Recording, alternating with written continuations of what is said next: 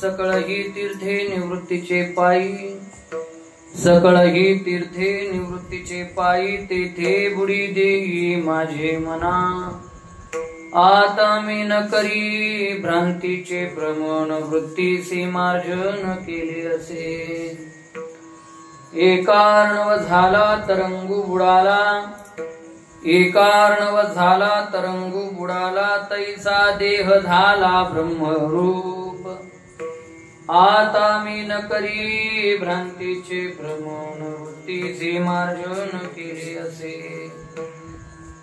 वापर खुमा देवीवरू विठ्ठले नवलपै केले, वापर खुमा देवीवरू विठ्ठले नवलपै केले, तारू हरपले मृगजळी।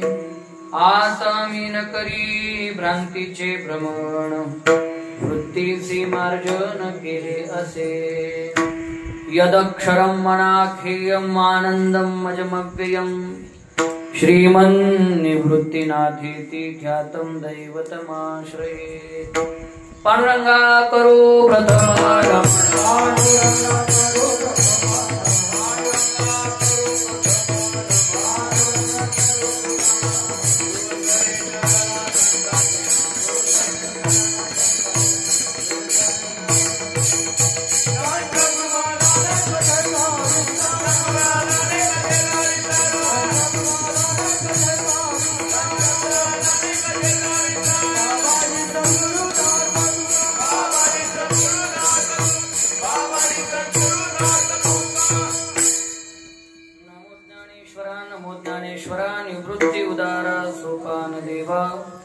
मुक्ताबाई नमो त्रिभुवन पावनी, आद्यत्रय जननी देवांची।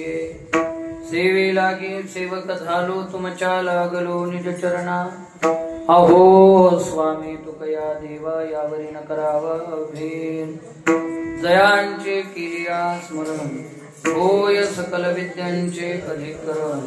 तेची वंदू श्री चरण, श्री गुरूंचे ते नमस्कारोनी आता। मस्तक हे पायावरी, या वारकरी संतांच्या विठ्ठला।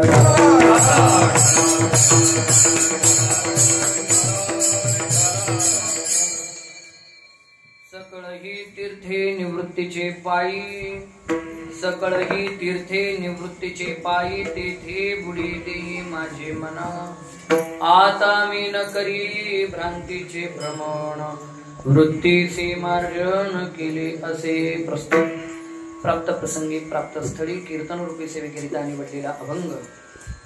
विश्वमाऊली कैवल्य साम्राज्य चक्रवर्ती श्री ज्ञानोबारायांचा 4 चरणांचा, आपले श्री गुरु, आपले ज्येष्ठ बंधू आणि आपलं दैवत असणारे विश्वगुरु निवृत्तीनाथ महाराजांच्या संबंधी किंवा विश्वगुरु निवृत्तीनाथांचा ऐश्वर्य योग सांगणारा अभंग प्रस्तुत अभंग सेवेकरिता आपण निवडलेला आहे। विठ्ठला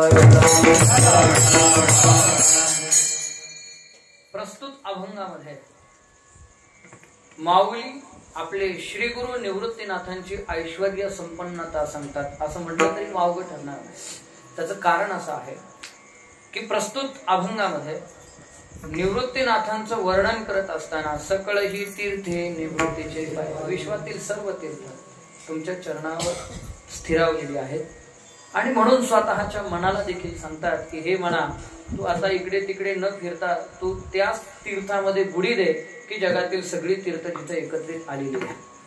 आणि त्या तीर्थामध्ये मनानं बुडी दिल्यानंतर मनाची प्रतिक्रिया अभंगाच्या 2ऱ्या चरणात सांगितली। मन म्हणतं आता मी न करी भ्रांतीचे भ्रमण, आता मी भ्रांतीचं भ्रमण करणार नाही, कारण आता भ्रमण करण्याकरता वृत्ती असावी लागते आणि त्या वृत्तीचं मार्जन, मार्जन शब्दाचा अर्थ स्वच्छ होणे, धुणे या अर्थानं वृत्तीचे मार्जन केले असे। मग आता माझी वृत्ती एकाकार न राहता ती ब्रह्माकार झालेली आहे। ज्याप्रमाणे 7 ही समुद्र एकत्रित होतात त्यावेळी हे कोणत्या समुद्रातलं पाणी हे सांगता येत नाही। एका अर्णव झाला, अर्णव शब्दाचा अर्थ होतो समुद्र आणि एक अर्णव, 7 समुद्र एक जेव्हा होतात ना प्रलयाच्या काळी, त्यावेळी ते फक्त जल जल म्हणूनच राहतं। हे अरबी समुद्राचं, हे हिंदी महासागराचं असं म्हणता येत नाही। तसं आता देह देह नाही, जगत जगत नाही, तर हे सगळं ब्रह्मच आहे अशी अनुभूती विश्वमाऊली ज्ञानोबाराय सांगतात. आणि हे कुणाच्यामुळे शक्य झालं तर रघुमा देवीवर भगवान श्री विठ्ठल स्वरूप असणारे माझे श्री गुरु निवृत्तीनाथ महाराज यांच्या कृपेनं हे माझ्या जीवनामध्ये नवल घडलं. फक्त तारूच हरपलं नाही तर मृगजळा सहित तारू हरपलं अशा अर्थाचा अभंग सेवेकरिता आपण निवडलेला आहे. विठ्ठल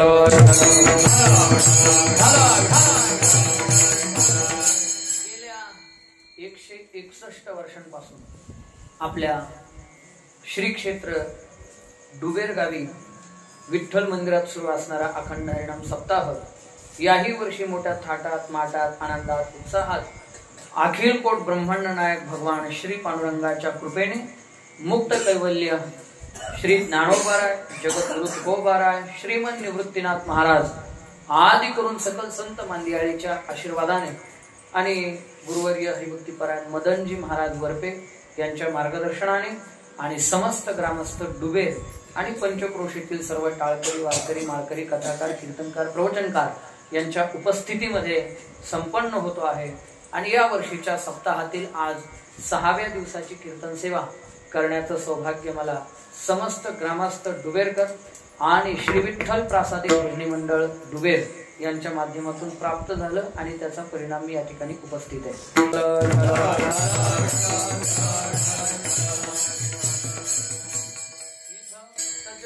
श्रीमंत निवृत्तीनाथांचं वर्णन करणारा विश्वमाऊली ज्ञानराजांचा हा अभंग आहे. अतिशय गोड अभंग आहे. आपल्या सगळ्यांच्या पाठांतरातला आहे. कारण आपण निवृत्तीनाथ महाराजांच्या जिल्ह्यात वास्तव्य करतो. निवृत्तीनाथ महाराज आपल्या जिल्ह्यात नाहीये, आपण त्यांच्या जिल्ह्यात आहे, लक्षात ठेवा. कारण ब्रह्मगिरीच्या कुशीत संत श्रेष्ठ निवृत्तीनाथ महाराज विसावलेले आहेत. समाधी त्र्यंबक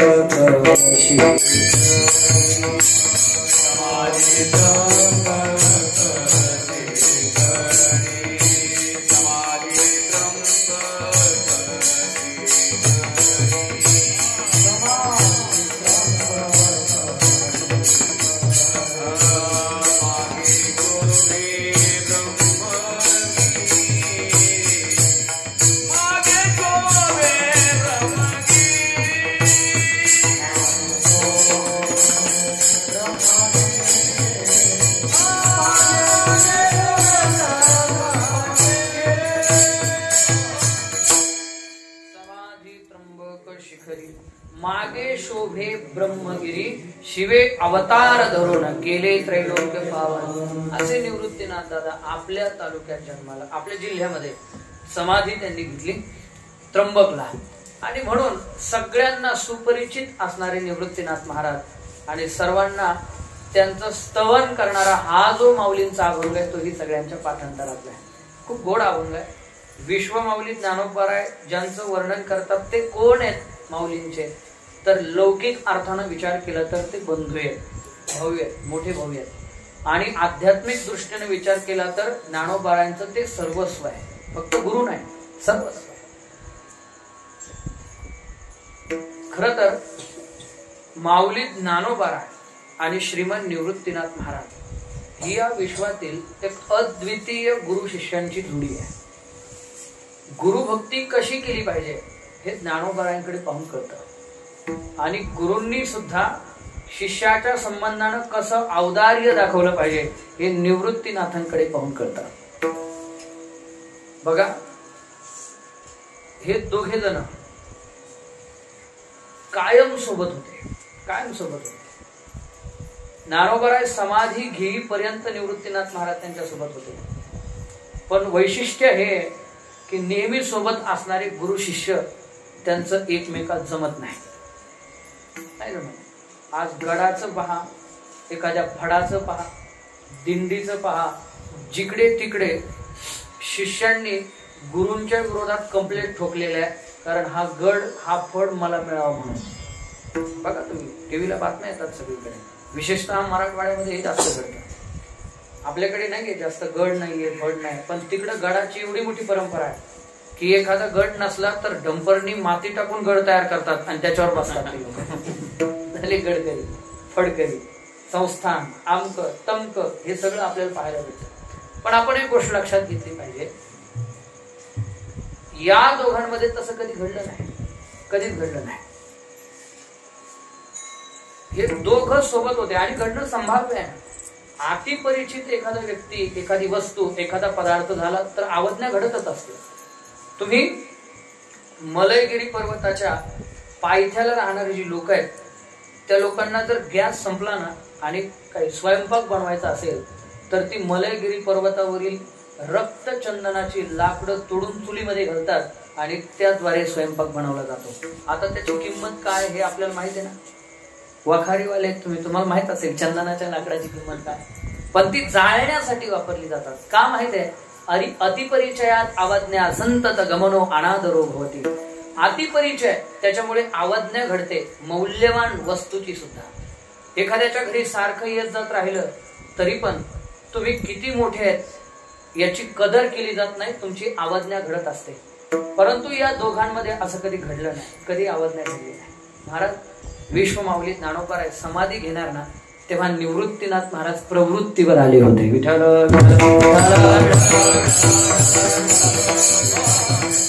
दोनदाच निवृत्तीनाथ महाराज प्रवृत्तीवर आले जीवनात बरं का. त्यांचं नाव निवृत्ती आहे म्हणून वर्णन असं केलेलं आहे, निवृत्तीचं या नाव, निवृत्तीचा या बरोबर, निवृत्ती सिराणी व निवृत्तीची सगळं निवृत्त, प्रवृत्तीवर कधीच येत नव्हते. पण प्रकार असा घडला, ज्ञानोबा समाधी घेणार त्यावेळेस प्रवृत्तीवर आले, डोळ्यातून अश्रुधारा सुरू झाल्या. नामदेव महाराजांनी पाहिलं, निवृत्तीनाथ महाराज रडताय. महाराज नामा म्हणे आता पेतला हुताशन. जो माणूस कधीच रडत नाही, कधीच प्रवृत्तीवर येत नाही, असे संत श्रेष्ठ निवृत्तीनाथ महाराज आज माऊली ज्ञानोबारांकरता डोळ्यात अश्रुधारा आणताय आणि नामदेव महाराज त्याला हुताशन म्हणताय. आणि देवाला म्हणतायत आता याचं समाधान कोण करणार, कोण करणार. नुसते रडत नव्हते निवृत्तीनाथ महाराज, काय प्रेम होतं माऊलींवर गुरु म्हणून. लक्षात ठेवा, लौकिक अर्थानं रडत नव्हते ते, पण रडता रडता हुंदके देता देता त्यांच्या मुखातून काही शब्द बाहेर पडायचे निवृत्तीनाथांचे, आणि ते म्हणायचे, आयुष्यामध्ये यांनी म्हणजे माऊलींनी माझ्या इतक्या जवळ असताना सुद्धा कधीच आवज्ञा केली नाही. गुरु शिष्य पण सिद्धी नेली,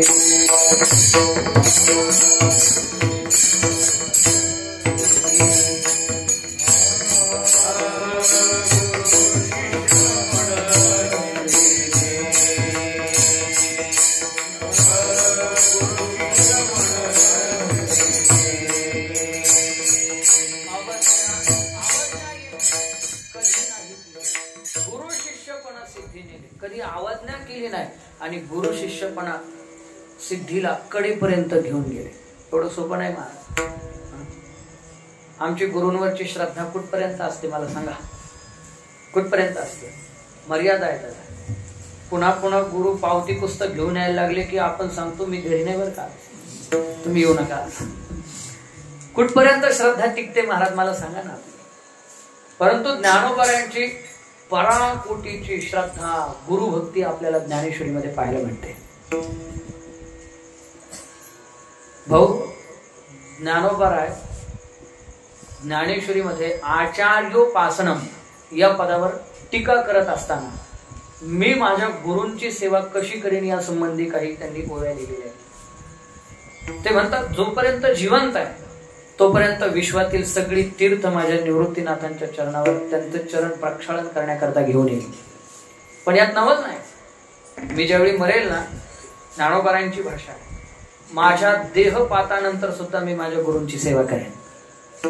आपण कुठपर्यंत कितीही गुरुभक्त असलो तोपर्यंत, जोपर्यंत आपल्याकडे शरीर आहे, पैसा आहे, अडका आहे, सगळ्या गोष्टी, तोपर्यंत गुरूंची सेवा आपण करू शकतो. पण एकदा की देह त्याग झाला की मग करू शकतो का? नाही. पण ज्ञानोबारायांचे शब्द ऐका. ज्ञानोबाराय म्हणतात, सगळ्याच लोकांची शरीर पंचमहाभूतांपासून तयार झालेली आहे. पृथ्वी, आप, तेज, वायू आणि आकाश, बरोबर ना. तसं माझंही शरीर पंचमहाभूतांचं आहे. मी काय करीन माहिती आहे? कोण गुणगुणतंय बरं? थांबा 2 मिनिटं. गुणगुण. ज्ञानोबा म्हणतात माझा देह पडल्यानंतर माझ्या शरीरातलं पृथ्वी नावाचं जे तत्व आहे ना, ते अशा मातीत नेऊन मिसळवी की ज्या ठिकाणी माझे श्री गुरु उभे राहतील. महाराज काय गुरु? माझा स्वामी कवतिके स्पर्शिजती, माफ करा, ये शरीरीची माती मेळवीन तये क्षिती, जेथ श्रीचरण उभे ठाती आराध्याचे. माझे श्री गुरु ज्या मातीत उभे राहतील ना, त्या मातीमध्ये मी माझ्या शरीराचं पृथ्वी नावाचं तत्व नेऊन मिसळवील. ही गुरु भक्ती, याला माऊली म्हणतात. विठ्ठल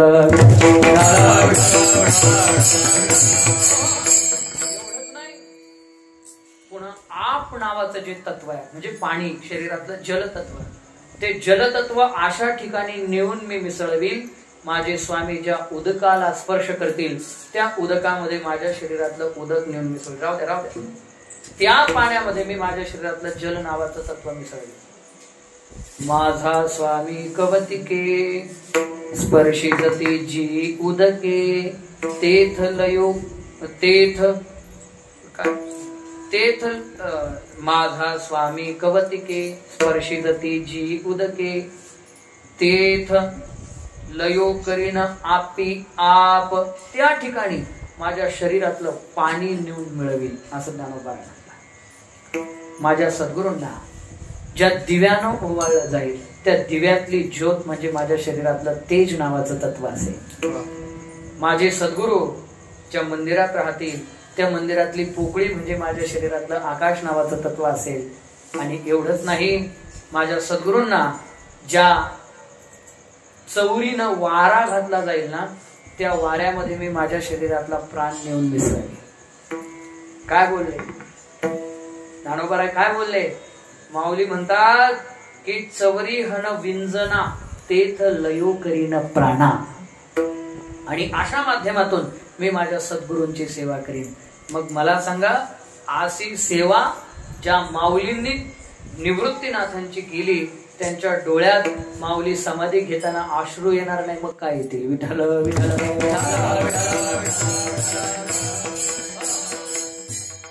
महाराज गुरु शिष्य पण सिद्धी नेले हे गुरुनी सांगितलं पाहिजे. आज शिष्यच म्हणतात मी माझ्या गुरूंची एवढी सेवा करतो. नाही, आपण म्हणून चालत नाही. मोदी माझ्या ओळखीचे, त्यांनी म्हणायला पाहिजे की हा माझ्या ओळखीचा आहे. आपण इकडेच उड्या मारतो की आमका माझ्या ओळखीचा तमका माझ्या ओळखीचा, पण त्याच्यात तू लक्षात पण नाही. आणि इथं निवृत्तीनाथांनी स्वतः निर्वाळा दिला की गुरु शिष्य पण सिद्धी नेले. हे बोलण्या इतकं सोपं नाहीये, लक्षात ठेवा. बोलण्या इतकं सोपं नाहीये. आणि म्हणून कोण होते निवृत्तीनाथ महाराज? महाराज खरं सांगू, ज्ञानाच्या संबंधानं माऊलींकडे पाहावं, भक्तीच्या संबंधानं नामदेव महाराजांकडे पाहावं, वैराग्याच्या संबंधानं तुकोबारायांकडे पाहावं. बरोबर? पण लक्षात ठेवा, औदार्याच्या संबंधानं जर पाहायचं असेल तर ते फक्त निवृत्तीनाथ महाराजांकडे पहा. कारण त्यांच्यासारखा उदार दाता या जगात दुसरा कोणी नाहीये, कोणीच नाही. नमो ज्ञानेश्वरा, नमो ज्ञानेश्वरा.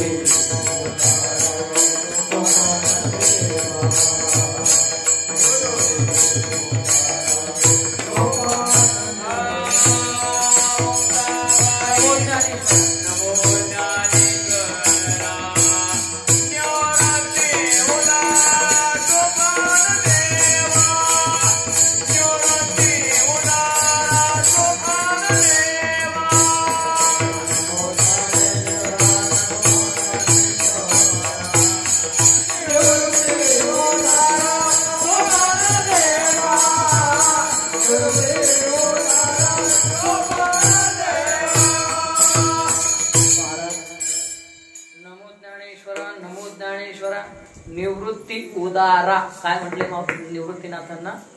उदार. लक्षात ठेवा. काय काय पदवी दिलेली आहे? उदार. माऊलींनी सुद्धा ज्ञानेश्वरीमध्ये गुरूंचं स्तवन करत असताना निवृत्तीनाथांना उदार म्हटलेलं आहे. जय जय वो शुद्धे. काय पुढे? उदारे. कशामध्ये प्रसिद्ध आहेत निवृत्तीनाथ महाराज? मगाशी मी म्हटलो ज्ञानामध्ये प्रसिद्ध ज्ञानोबा आहे आणि निवृत्तीनाथ महाराज औदार्यामध्ये प्रसिद्ध आहे. उदारे प्रसिद्धे. अनवरत आनंदे वर्षतीये निवृत्ती उदारा सोपान देवा. पण हे औदार्य त्यांना मिळालं तरी कुठं? गहिनी प्रसादे. कुणाच्या प्रसादानं दाते आहेत ते? कुणाच्या प्रसादानं उदार आहे? तर गहिनी प्रसादे निवृत्ती दाता. ज्ञानदेवा सार. आणि किती उदार आहेत माहित आहे? त्यांचे इतकं उदार कुणी नाही आहे जगामध्ये. महाराज औदार्याच्या बाबतीत काही लोक प्रसिद्ध आहेत, काही वस्तू प्रसिद्ध आहेत या जगामध्ये. कल्पतरू उदार आहे, परीस उदार आहे, चिंतामणी उदार आहे. पण निवृत्तीनाथ महाराज असे आहे ना, हे सगळ्या गोष्टी त्यांच्या औदार्यासमोर ठेंगण्या आहेत. ठेंगण्या आहेत की नाही? प्रमाण आठवतं तुम्हाला? चिंतामणी ठेंगणा नुसतं नाही. या संतांचे हे देणे कल्पतरुहुनी तुणे परिसा परिस आगाध देणे चिंतामणी ठेंगणा. हे देणारे सगळे ठेंगणे आहेत निवृत्तीनाथांच्या समोर. मी तुम्हाला सांगतो, एखादा कितीही उदार झाला, एखादा गुरु तरी पण स्वतःकडे काहीतरी हातचा राखून ठेवतोच ना, बरोबर ना? एखाद्या पखवाजाला एखादा मृदुंग वाजत आहे मोठा, त्यानं विद्यार्थी घडवले पण तो सगळं नाही देत. एखादा बोल राखून ठेवतोच ना, बरोबर आहे की नाही? एखादा पहिलवान आहे उस्ताद, त्याचे आखाडे बिखाडे सगळे, तो सगळे डाव शिकवील, पण असा एखादा डाव राखून ठेवील ना, शिष्य उलटला की त्याच्यावर टाकायला, बरोबर ना? पण या जगामध्ये स्वतःकडे काहीच न ठेवता निवृत्तीनाथांनी सगळं माऊलींना दिलं. निवृत्तीने दिधले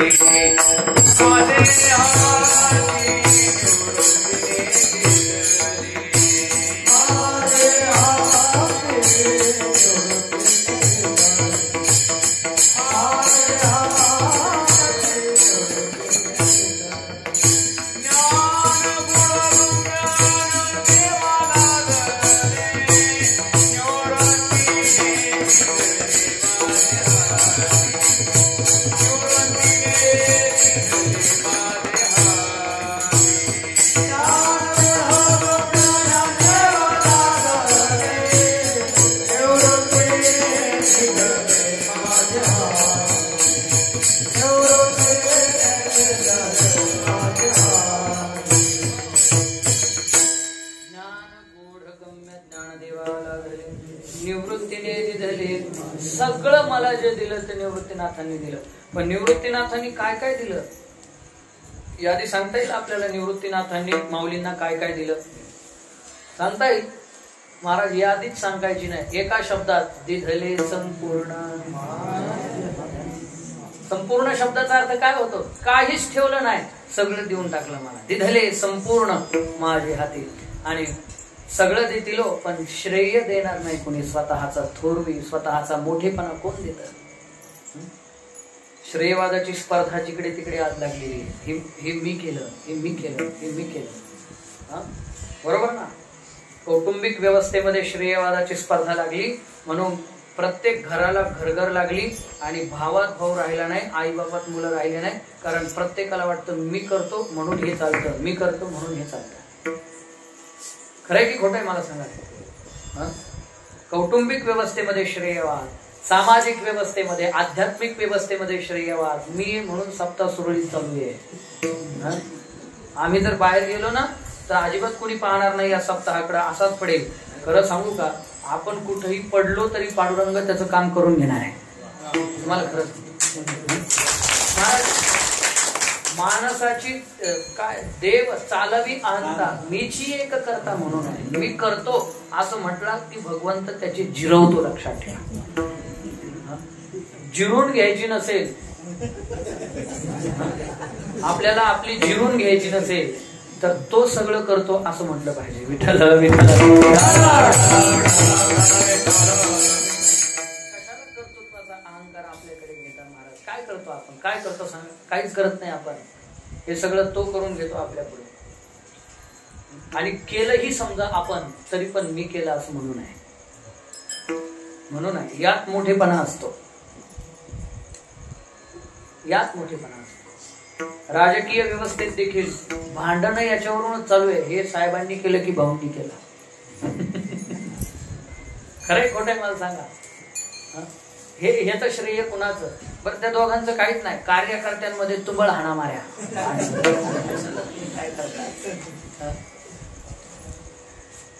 कोण करू शकतं मला सांगा? कशा करता मोठे? एक आहे प्रशासकीय व्यवस्थेत सुद्धा तेच, शैक्षणिक व्यवस्थेत सुद्धा तेच, आणि उरली सुरली आपली आध्यात्मिक व्यवस्था तिथंही तीच बरबादी आहे. मी एवढा मोठा सप्ताह केला आणि माझी तर दहशतच निर्माण झाली महाराष्ट्रामध्ये. माझ्यासारखे सप्ते कुणीच करू शकत नाही आणि मी जेवढे मोठे सप्ते करतो आणि आमटी अशी करतो, भाकरी तशा करतो. कशाला करतो? कशाला दहशत आहे? हा, तुम्हाला एक सांगू का? ज्ञानोबारांनी 16व्या वर्षी ज्ञानेश्वरी लिहिली, गीतेवर टीका केली. सोपं काम होतं का? तुम्हाला फक्त एकच ओवी सांगणार. तशा 3 ओव्या आहेत त्या, पण त्यातली फक्त एकच ओवी मी तुम्हाला सांगणार आहे की ज्ञानोबाराय म्हणतात अशक्य गोष्टी शक्य करता येतील. म्हणजे काय काय करता येईल?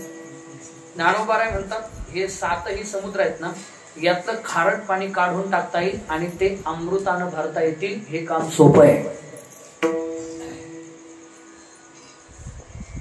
ऐकताय तुम्ही? 7ही सागराते सोपे भरिता अमृते, 7ही सागराते अमृते भरिता सोपे, आणि द्वाडनो हे तारांते चंद्र करिता.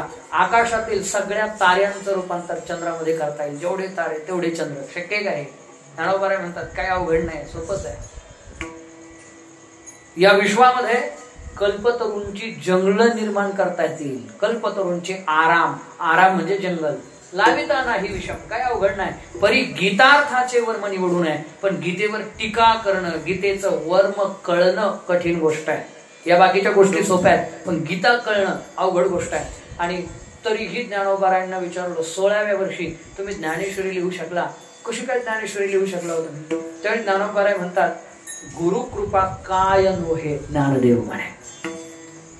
हे मी केलं नाही, माझ्या गुरूंनी माझ्याकडून करून घेतलं म्हणतात. तुम्ही या ग्रंथाला ज्ञानेश्वरी म्हणा, पण मी याला ज्ञानेश्वरी म्हणणार नाही. ग्रंथू नोहे कृपेचे वैभवतये. हा ग्रंथ नाही आहे तर श्री गुरु कृपेचं वैभव आहे. ज्ञानेश्वरी हे गुरु कृपेचं वैभव आहे.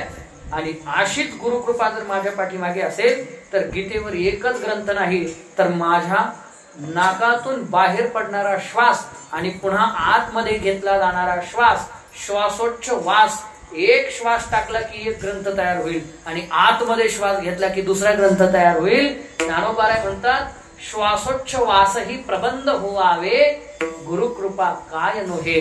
श्री ज्ञानदेव म्हणे निवृत्तीनाथ महाराज काय करू शकत नाही. ज्ञानदेव माऊली म्हणतात की हे सगळं करू शकतात. घेतलं का स्वतःकडे श्रेय? शेवटी म्हणाले किंबहुना तुमचे केले धर्म कीर्तन हे सिद्धी येथ माझे जीवरले पाईक. पण मी काय केलं? काही नाही केलं. मी एक पाईक आहे, सेवक आहे, नोकर आहे, आणि तुम्ही माझ्याकडून हे सगळं करून घेतलं. ही भूमिका अध्यात्मात असणाऱ्या प्रत्येक व्यक्तीची असायला पाहिजे. विठाल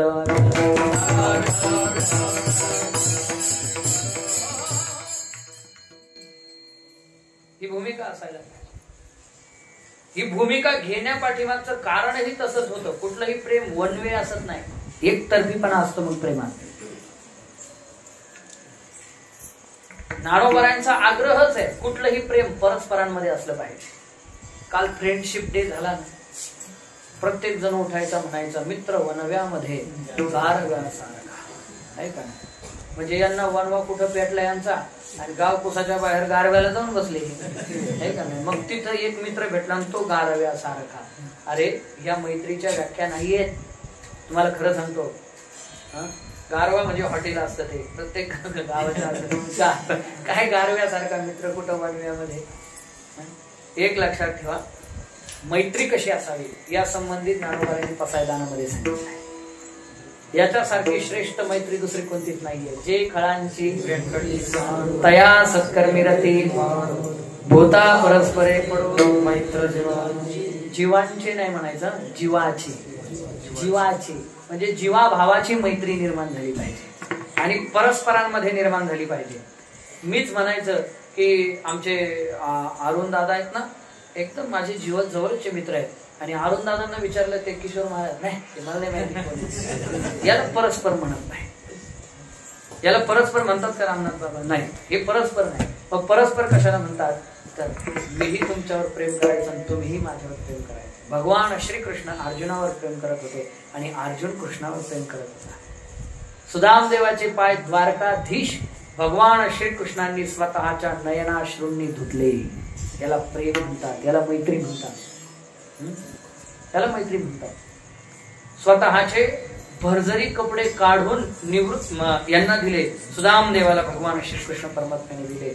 आणि इतकं प्रेम होतं भगवंतावर सुदाम देवाचं, इतकं प्रेम होतं की त्या प्रेमापोटी सोन्याची नगरी देऊन टाकली. कशाच्या बदल्यात सोन्याची नगरी मिळाली? सुदामा ब्राह्मण दुःख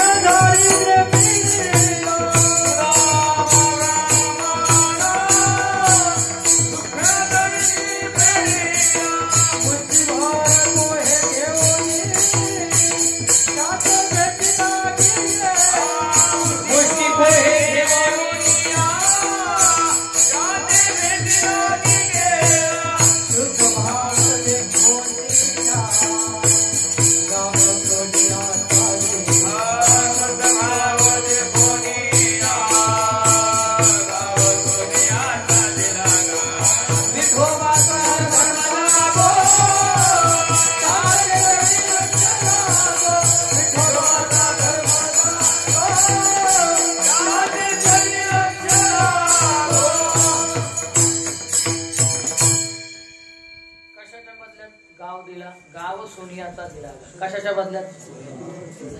मुठभर पोह्यांच्या बदल्यात.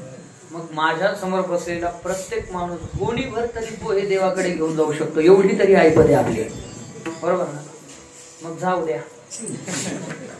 तुम्हाला कमीत कमी सोन्याचा गाव नाही तरी एक एक तोळा तरी सोनं देईल ना तो, गोणीभर पोह्यांच्या बदल्यात देईल. देईल म्हणजे पूर्ण विश्वास आहे आपल्याला आपल्यावर. अजिबात देणार नाही, कारण आम्ही त्या योग्य द्यायचे नाही. तुम्हाला खरं सांगू, पोहे हे निमित्त होतं. घेऊन या पोहे गेला, पण सोनियाचा गाव शुद्ध भाव देखून या दिला.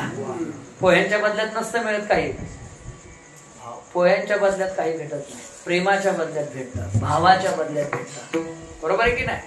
भाव पै भक्ती एके मी जाणे तेथ साने पूर्ण म्हणे, आम्ही भावाचे पाहुणे भलते या, असं वर्णन स्वतः भगवंत करतात. आम्हाला भावाचा पाहुणचार अपेक्षित आहे. हे जसं तसं निवृत्तीनाथांवर का प्रेम करतात ज्ञानोबारा? एकतर्फी नाहीये. निवृत्तीनाथांनी सुद्धा स्वतःच्या कर्तव्यामध्ये थोडी सुद्धा काटकसर केली नाही. मगाशी मी बोलत होतो, सगळेजण श्रेय घ्यायला टपलेले आहेत, परंतु श्रेय द्यायला कुणी टपलेलं नाहीये. आणि निवृत्तीनाथांनी स्वतःच श्रेय देऊन टाकलं. स्वतःच श्रेयच दिलं, मोठे पण दिलं. देव सुद्धा करत नाही असं निवृत्तीनाथांनी केलं. पूर्वी एक गुरु एक शिष्य परंपरा आपल्याकडे होती, बरोबर ना? आदिनाथ गुरु मच्छिंद्र तयाचा, मच्छिंद्र आणि बोध गोरक्ष वळाला, बस इथपर्यंत. गहिनी नाथ महाराजांपर्यंत एक गुरु एक शिष्य परंपरा होती. पण ब्रह्मगिरीच्या कुशीमध्ये योग्य शिष्य मिळावं म्हणून 200 वर्ष वाट पाहत बसले गहिनीनाथ महाराज. किती दिवस? महाराज योग्य गुरु मिळावा म्हणून जशी पद झिजवावी लागतात ना, तशी गुरुला सुद्धा आम्हाला जे मिळालंय ते योग्य पात्रात टाकण्याकरता पद झिजवावी लागतात. ज्ञानाचं संक्रमण कुठेही करून चालत नाही. अनाधिकारी लोकांकडे सत्ता जाऊ नये, अनाधिकारी लोकांकडे ज्ञान जाऊ नये, अनाधिकारी लोकांकडे संपत्ती जाऊ नये, नाहीतर वाटोळं होतं. तुम्हाला पुढे सांगतो, राष्ट्राचंही वाटोळं होतं आणि त्यांचं स्वतःचंही वाटोळं होतं. म्हणून अगोदर लायकी असली पाहिजे कुठलीही गोष्ट सांभाळण्याची, तेव्हा ती त्याच्याकडेच जावी. खरंय खोट आहे? नहुष राजा झाला होता स्वर्गाचा. नहुष स्वर्गाधिपती झाला, तो रहाटी भांबावाला, परी रहाटी भांबावाला, तो भुजंगत्व पावला नेनसी काही. काय झालं मग सांगा ना मला. 99 यज्ञ पूर्ण झाले होते, 100 नव्हते झाले. तो अनाधिकारी होता, पण मग 100 वाला शतक्रतू कुणीच भेटेना. शेवटी तोच होता. मग जाऊ दे, एक कमी आहे तर याला आपण देऊन टाकू पद, आणि मिळालं पद. आणि पुढे थोड्या दिवसामध्ये पदावरून खाली यावं लागलं. मी तुम्हाला नहुष राजाचं सांगतो. नहुष स्वर्गाधिपती झाला, परी रहाटी भांबावला, तो भुजंगत्व पावला. नंतर त्याला भुजंग होऊन पडावं लागलं. म्हणून कुठलीही गोष्ट आपल्याकडे घेताना ती गोष्ट सांभाळण्याची आपली लायकी असेल, योग्यता असेल, तर आपण तिचा आग्रह धरला पाहिजे. आणि गुरु सुद्धा कुणाच्याही ताब्यात देत नाही. महाराज, हे मृदुंगाचं ज्ञान, पात्रता लागते मृदुंग शिकण्याकरता सुद्धा. विनाकारण आग्रह हट्ट धरून काय मला वाजवायला देत नाही. अरे ते किती कठीण आहे माहिती तुम्हाला. त्याची एक स्वतंत्र भाषा आहे. मी जर एखादं बोल म्हटलं तुम्हाला काहीच कळणार नाही, खरं सांगतो. तुम्हाला म्हणजे ज्यांना वाजवता येतो त्यांना कळेल, जे त्यातले दुसऱ्याला काय कळेल. 32 मात्राचा एक मुकडा म्हणून तुम्ही वाजवू नका बरं का. नको नक्की म्हणू. टाळी देतो बरोबर तुम्हाला. धीरधीरकडे तिकडे धा, धीरधीरकडे तिकडे धा, धीरधीरकडे तिकडे धा, धागे तीट घिंतरा नधा, धीरधीरकडे तिकडे धा, धीरधीरकत गे गे गे गे, धीरधीरकडे तिकडे धा, धीरधीरकत गे गे गे गे, धीरधीरकडे तिकडे धा, धीरधीरकत गे गे गे गे, धीरधीरकडे तिकडे धिंग. काय कळालं तुम्हाला?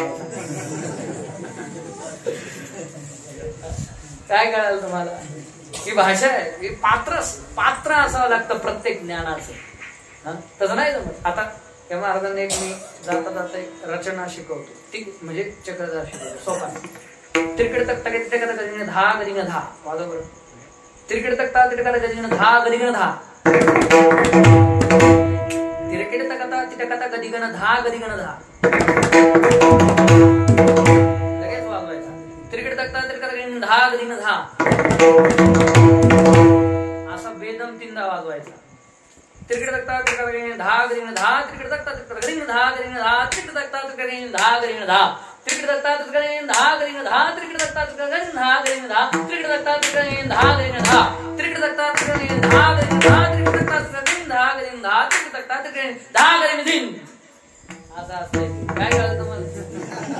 त्यांना म्हणजे नंतर कळेल. आता ते प्रॅक्टिस केल्यावर प्रत्येक गोष्टीची येईल ना वाजवा. तिरकडे तक्ता तिरकता गदिंग धा गदिंग धा, थांबून नाही, बेदम सगळं.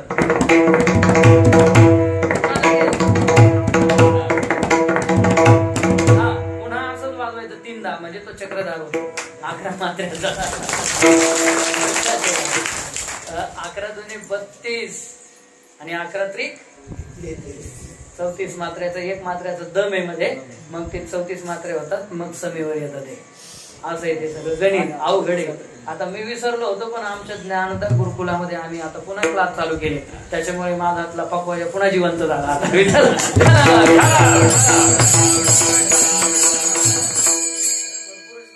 तुम्हाला शिकवेन, खरंच शिकवेल तुम्हाला, मी फुकट शिकवेन. हे विशेष आहे.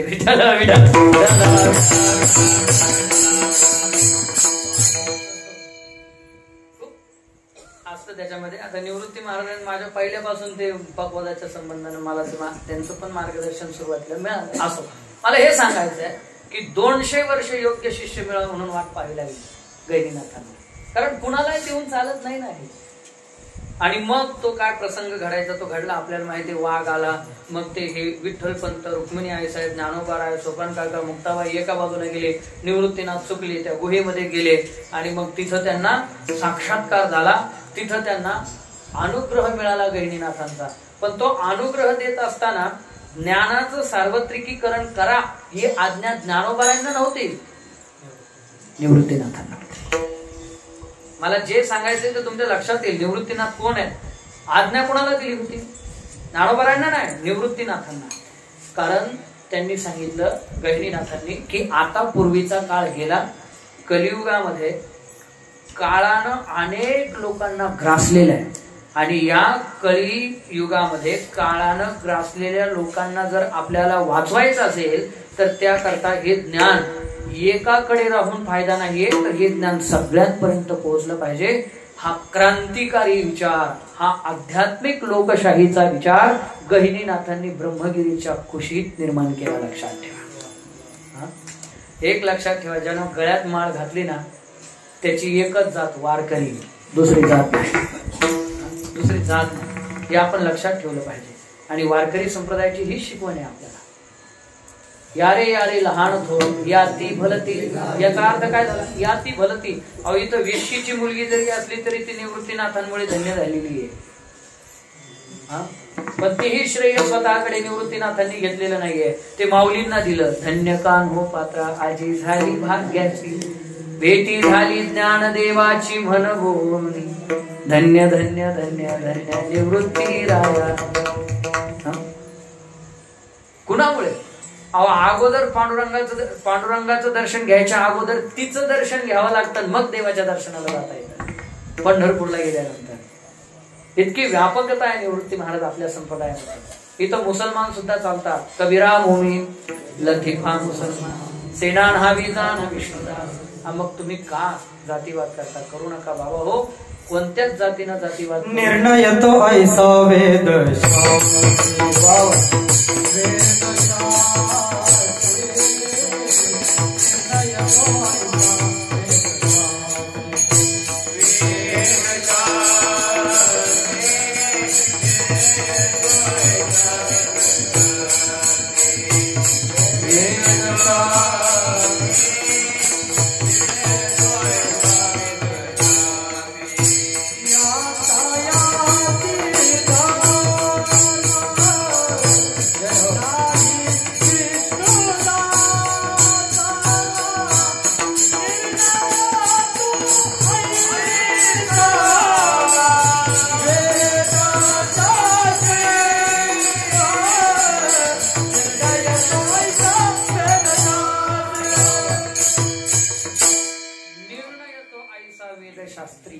याती धर्म यात नाहीये, याती नाहीये आणि विष्णुदासाला धर्म नाहीये. विष्णुमय जग विष्णुदासा धर्म.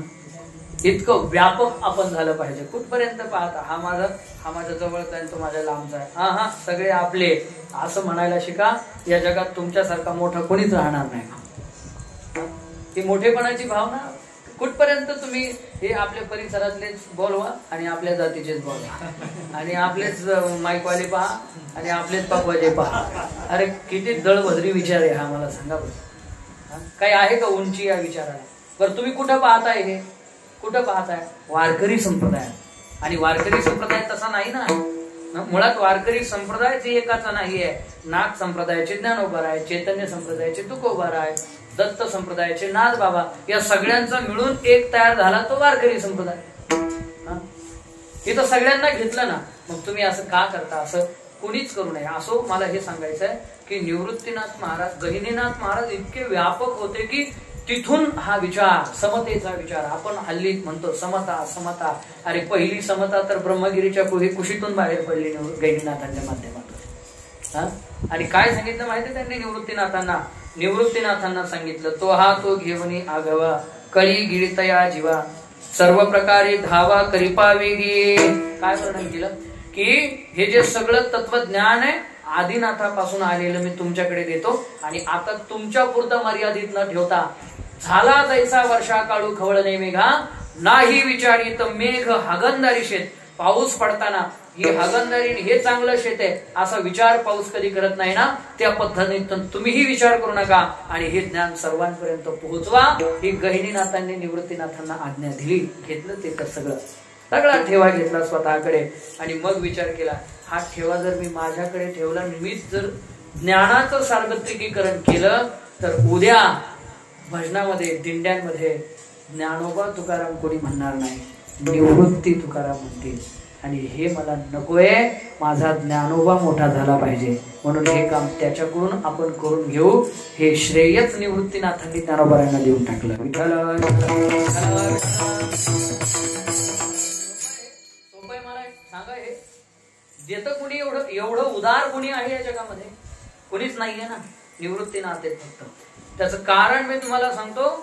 ती रात्र त्यांना आठवली. मगाशी सांगितलं एकदा प्रवृत्तीवर आले होते समाधीच्या वेळेस आणि दुसऱ्यांदी प्रवृत्तीवर आले होते मायबाप देहांत प्रायश्चित्ताची शिक्षा घ्यायला निघून गेले तेव्हा. आणि ती रात्र त्यांना आठवली. पुरणपोळीचा स्वयंपाक केलेला आहे रुक्मिणी आई साहेबांनी. पोटभर खाऊ घातलेलं आहे आपल्या लेकरांना, 4ही लेकरांना. आणि मग नंतर पैठणच्या कर्मठ ब्राह्मणांनी जो न्याय दिला होता ना त्यांना देहांत प्रायश्चित्ताची शिक्षा, ती घेण्याकरता निघून चालले. पण पुन्हा असं वाटलं, आम्ही जर आमच्या लेकरांना न सांगताच निघून गेलो या जगातून तर उद्या सकाळी लेकरं उठतील आणि सैरा वैरा इकडे तिकडे पळतील, आम्हाला शोधतील, याला विचारतील आमचे आई बाबा पाहिले का. पुन्हा जग त्यांची हेटाळणी करेल, त्यांची निंदा करेल, तिरस्कार करेल. आणि हे होऊ नये म्हणून सगळ्यात जाणत ज्येष्ठ लेकरू निवृत्तीनाथ दादा त्यांना उठवून आपण त्यांना सांगू म्हणून निवृत्तीनाथ महाराज आणि रुक्मिणी आई साहेब आल्या. माफ करा, विठ्ठलपंत आणि रुक्मिणी आई साहेब निवृत्तीनाथांच्या कुरळ्या केसातून हात फिरवला. मायेनं प्रेमानं निवृत्तीनाथ दादा उठलेले आहेत. काय ग आहे, काय हो बाबा, का मला इतक्या रात्री उठवलं? सांगितलं, ऐका निवृत्तीनाथ दादा, उद्यापासून या तिघांचे पण आई बाप तुम्हीच आहेत. काय वाटलं असेल, तिथंच प्रवृत्तीवर आले. असं का म्हणता आई बाबा? काही नाही, झालेली सगळी हकीकत सांगितली. या जगात पुत्रांपेक्षा कुणीच प्रिय नसतं आई बापांना. आणि आमच्या लेकरांचं कल्याण होत असेल, त्यांची मुंज होत असेल, त्यांना माणूस म्हणून जगण्याचा अधिकार मिळत असेल, त्यांची होणारी टिंगल टावाळी थांबत असेल तर या जगातले कुठलेही आईबाप पुत्रांच्या कल्याणाकरता स्वतःचं जीवन संपवायला तयार असतील. त्यातलेच आम्ही एक आहोत. तुम्हाला माणूस म्हणून जगता यावं म्हणून आम्ही आमचं जीवन संपवतोय. काय मायबाप होते मला. आणि लक्षात ठेवा दादा, निवृत्ती दादा, तुम्ही मोठे आहेत. इथून पुढे या तिघांना काही कमी करू द्यायचं नाही.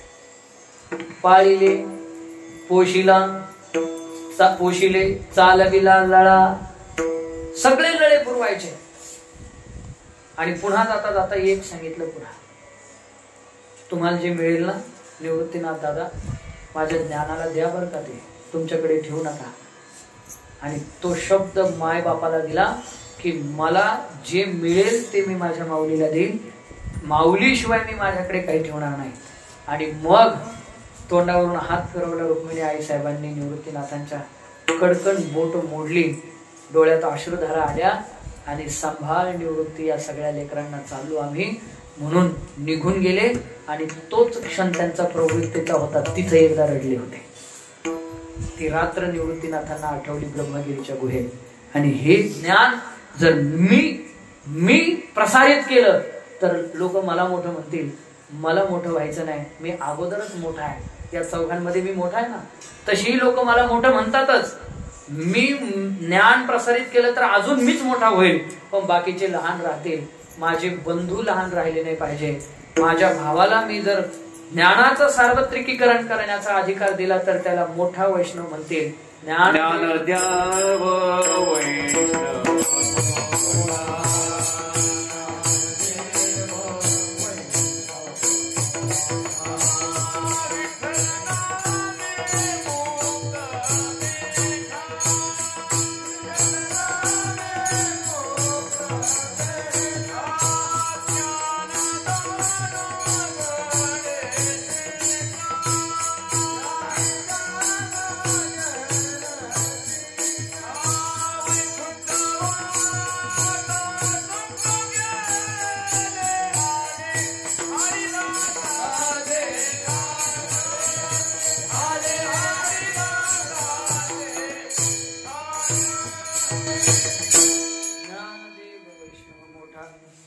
माऊलींना जर मी मोठेपणा दिला तर माऊलींना जग मोठं म्हणेल आणि मी त्याही पेक्षा मोठा होईल, कारण मोठ्या माऊलींचा मोठा भाऊ म्हणून माझ्याकडे सगळं जग पाहिजे. ही बंधुत्वाची भावना कुटुंबात ठेवली पाहिजे. लहानाला मोठेपणा द्यायला शिकला पाहिजे आपण. लहानाला आणत राहतो, याची चालले नाशिकला फ्लॅट, इकडं जमीन आहे, तिकडं तो नांगरा मागाचा कोणी येत आहे का खुरपायला, त्याची चालली गडबड अशी.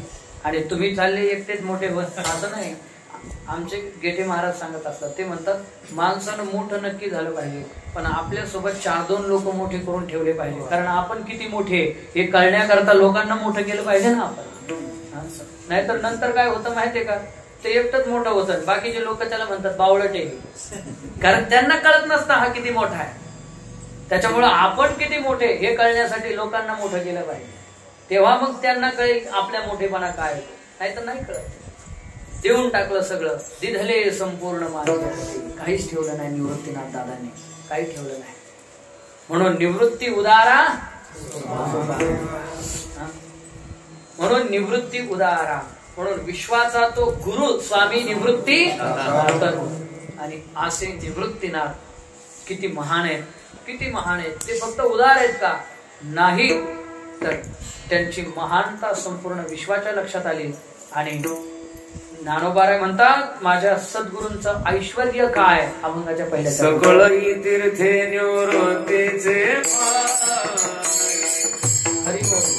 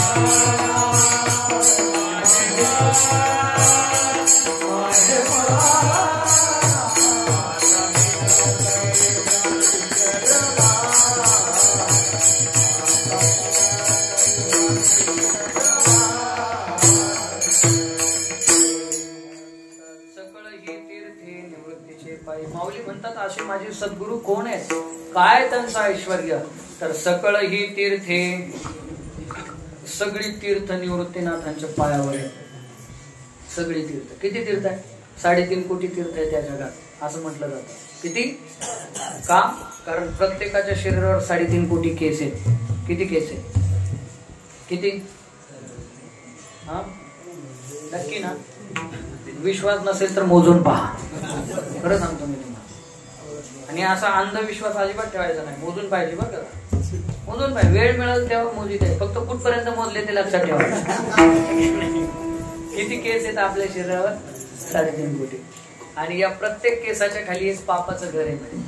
आणि एका पापाच्या घरातून मुक्त होण्याकरता एका तीर्थात स्नान करावं लागतं, म्हणून 3.5 कोटी तीर्थ आहे. पण हे 3.5 कोटी तीर्थ काही ठिकाणी एकत्रित आलेली आहेत. पहिलं पुंडलिका जवळ ऐसे शंकर सांगे ऋषी जवळी,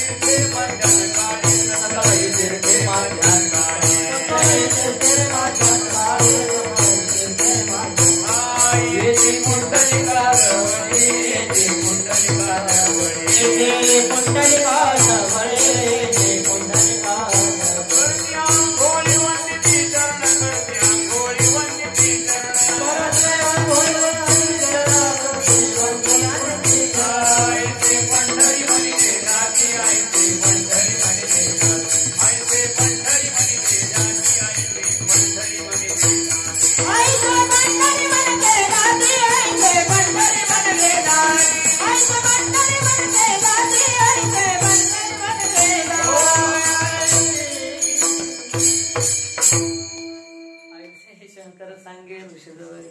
सकळ तीर्थे माध्यान्ह काळी म्हणजे दुपारी 12 वाजता बरं का. आणि कुठं येतात? येती पुंडलिका जवळी, करीती आंघोळी वंदे तिच्या. पुंडलिकाच्या चरणावर जगातली सगळे तीर्थ रोज दुपारी 12 वाजता एकत्रित येतात. पहिलं ठिकाण. दुसरं ठिकाण समुद्र. समुद्रात एक स्नान केलं की सगळ्या तीर्थांचं स्नान केल्याचं पुण्य मिळतं. ज्ञानोबा म्हणतात का तीर्थे जी त्रिभुवनी घडती समुद्रावगाहनी नातई अमृत रस स्वादिनी रस सकळ. ज्ञानोबा म्हणतात जगातली सगळे तीर्थ एकत्रित येतात समुद्रामध्ये. जगातली सगळी तीर्थ येतात आपल्या आईबापाच्या चरणावर. सकळ तीर्थांचे सांगितलं. जाऊ द्या, मला हे सांगायचंय. सकळ ही तीर्थे तीर्थीची सगळी तीर्थ निवृत्तीनाथांच्या चरणावर, माता पिताच्या चरणावर आहे. आणि चौथं ठिकाण आहे निवृत्तीनाथ महाराज. सकळ ही तीर्थे. 2 प्रकारची तीर्थ आहे. आपली वेळ संपली पण अजून मी 15 मिनिटं तुमचे घेतो. आणि घेऊ का नको घेऊ का नको घेऊ? किती किती किती मिनिटं? 15 मिनिटं, जास्त नाही घेता. पण लक्षपूर्वक ऐका. सकळ तीर्थे म्हणजे किती तीर्थ आहेत या जगामध्ये बघा. 2 प्रकारची तीर्थ आहेत. एक भौम तीर्थ आणि दुसरं चित तीर्थ. भौम तीर्थ म्हणजे भूमीवरचं तीर्थ आणि चित तीर्थ म्हणजे संत नावाचं तीर्थ. आणि भौम तीर्थापेक्षा श्रेष्ठ तीर्थ चित तीर्थ आहे. विठाल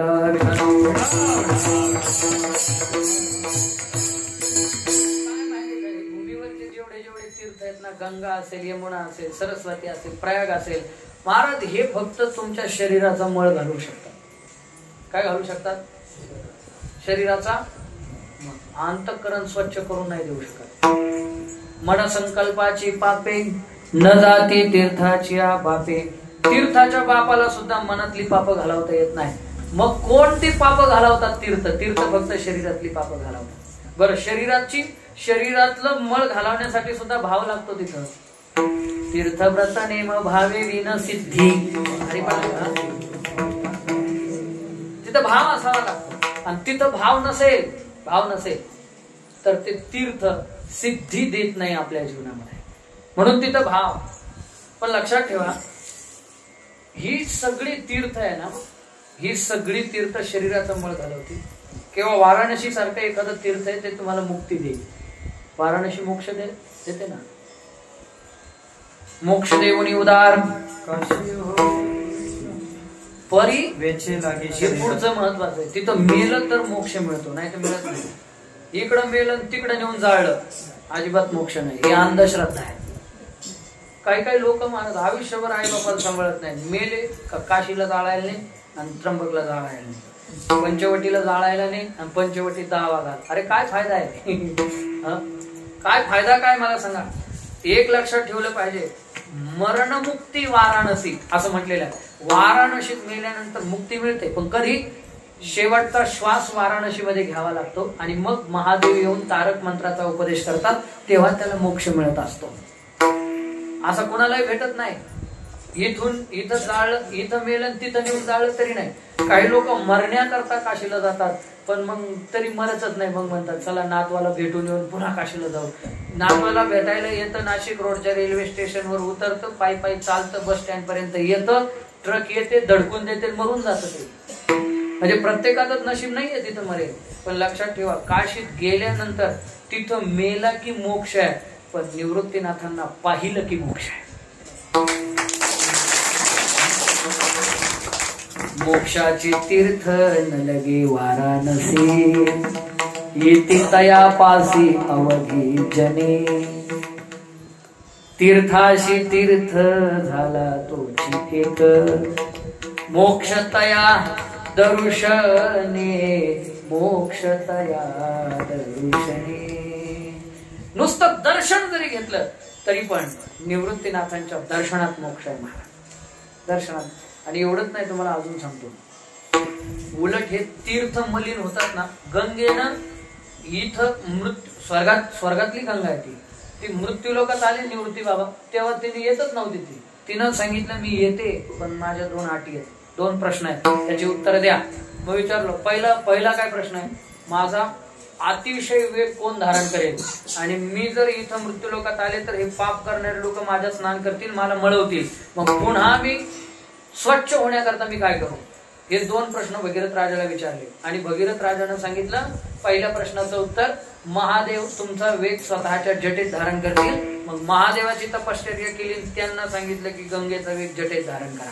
मग गंगा जटेत आली महादेवाच्या, बरं का. तिथून खाली आली आणि मग हे पापी लोक माझ्यात स्नान करतील, मग मी काय करू. मग सांगितलं की ती पापी लोक स्नान करू दे, एकदा निवृत्तीनाथांचं दर्शन घेऊन ये, तू पुन्हा चांगली होऊन जाशील. तीर्थे पर्व काळ अवधी पाया पे सकळ, ऐका नाही. तीर्थे तया ठाया येती पर्वकाळ पाया तळी बसे वैष्णवा. सगळे तीर्थ संतांच्या चरणावर येतात. काय येतात? कारण ते मलिन झालेले असतात आणि पुन्हा पूर्वस्थितीत जाण्याकरता ते संतांच्या चरणावर येतात. कारण सगळ्यात मोठं तीर्थ म्हणजे संतांचे चरण आहेत. सगळ्यात मोठं तीर्थ हे झाले चित तीर्थ. पण लक्षात ठेवा, फक्त जगातली सगळी तीर्थ त्यांच्या चरणावर आहे असा अर्थ घेऊ नका. संतांच्या दृष्टीनं तीर्थ वेगळं असतं. आपण ज्याला तीर्थ समजतो ते तीर्थ नाहीये. वाचस्पती मिश्र नावाचे महान तत्ववेत्ता आपल्या भारतीय परंपरेत होऊन गेले. ते म्हणायचे मला कुठल्याच तीर्थाला जाण्याची गरज नाही, कारण मी विद्वानांमध्ये मोडतो ना, मग विद्या हेच माझ्यासाठी तीर्थ आहे. सगळ्या विद्यार्थ्यांनी लक्षात ठेवलं पाहिजे, विद्या हेच तुमच्यासाठी तीर्थ आहे. म्हणून शाळा बघू नका. पण सांगू कुणाला आता शाळेत जाणारी एकही नाही. हे पोरग आहे पाठीमागे बसलेलं आहे. विद्या तीर्थे जगती विबुधा, पाठीमागे आहे. साधव सत्य तीर्थे, साधू लोकांसाठी सत्य हेच तीर्थ आहे. गंगा तीर्थे मलिन मनसो, मळालेल्या पापी लोकांकरता गंगा तीर्थ आहे. ध्यान योगिनो ध्यान तीर्थे, योग्यांसाठी ध्यान हेच तीर्थ आहे. अजून काय सांगितलंय लक्षपूर्वक ऐका. धारा तीर्थे धरणी पतयो, जे सीमेवर उभे आहेत ना, सीमेवर उभे असलेल्या लोकांनी आग्रह करू नये सैनिकांनी की आम्हाला तीर्थयात्रेला जायचे आणि प्रयागराजला जायचे नाही. तुमच्यासाठी धारा हेच तीर्थ आहे. धारा तीर्थ आपण म्हणतो ना, धारा तीर्थी पडला, शुरान करता धारा तीर्थ आहे. धारा तीर्थे धरणी पतयो, दान तीर्थे धनाढ्या, ज्याच्याकडे भरपूर पैसा आहे त्याच्यासाठी दान हे तीर्थ आहे. पैशावाल्यांनी दान केलं पाहिजे. खरंच तुमच्या धनाला शुद्ध करण्याची ताकद फक्त दानात आहे. फक्त दानात आहे. दुसरं काहीच शुद्ध करू शकत नाही आपण कमवलेल्या धनाला. दान शुद्ध करतात. म्हणून दान तीर्थे धनाढ्या. आणि शेवटचं लज्जा तीर्थे कुलयुवतयः पातकं क्षालयन्ति, सगळ्या पातकांचा नाश करण्याचं सामर्थ्य लज्जा, लाज नावाच्या तीर्थात आहे. विठ्ठल विठ्ठल. म्हणून लज्जेनं मनुष्य शोभून दिसतो. शर्म चाहिए ना जीवन में कुछ, शर्म ना चाहिए. लाज वाटली पाहिजे ना आपल्याला. आपण लाजलं पाहिजे की नाही लाजलं पाहिजे. ते फक्त महिलांकडेच दिलंय. लाजायचं का?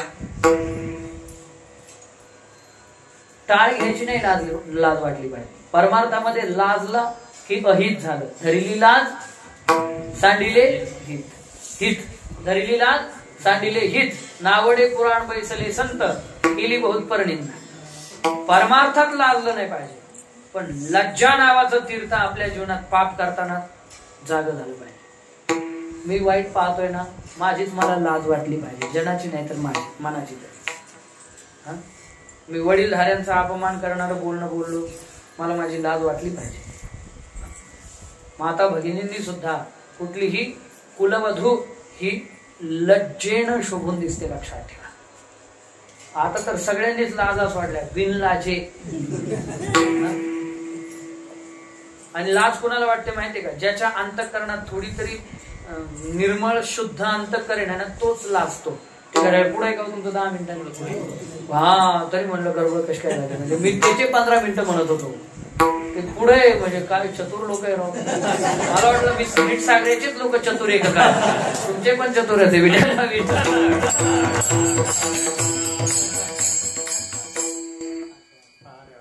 तुम्हाला कळालं असेल तर धन्यवाद. नाही तर मग जेवण केलेलं जे तुम्ही आता झोपून घ्या घरी. असं मला काय सांगायचंय, लज्जा तीर्थे. मी जे सांगणार आहे ना आता इथून पुढे ते खूप महत्वाचं सांगणार आहे, लक्षात. कारण निसुक झालेले आहेत लोक. निसुक म्हणजे कोडगा, कोडग्या लाज नाही. कालचा कोडगा, एक पोरगा असं तंगडे पसरून बसलो होतं, टीव्ही पाहत होतं. त्याचा बाप आला कामावर. ते पोरग बापाला म्हणतं, पप्पा तहान लागली, जरा पाणी आणून द्या मला प्यायला. तो बाप म्हटलं, तुझ्या लाज घालील ना, तुला लाज वाटते का काही, बापाला काम सांगतो का. तो म्हटला, पप्पा ते दुबेरला जाऊन सांगत जा तुम्ही कीर्तनामध्ये, तुम्ही आता पहिलं पाणी द्या मला प्यायला, मला बाकी काही माहित नाही. तो बाप म्हटला, तिथं आलो ना अशी कानाखाली देईल ना. तो म्हटला, मग कानाखाली द्यायला यावाच लागणार आहे इथपर्यंत.